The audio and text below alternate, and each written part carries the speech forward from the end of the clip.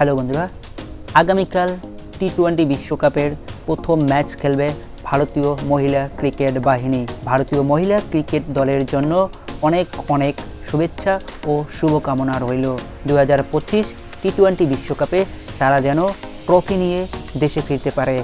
150 কোটি মানুষের স্বপ্ন যেন তারা পূরণ করতে পারে।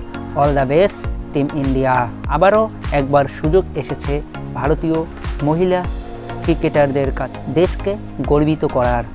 আমাদের স্বপ্ন যেন সত্যি হয়। 2024 যেন দেশের কাছে একটা স্মৃতিময় সাল হয়ে থাকে।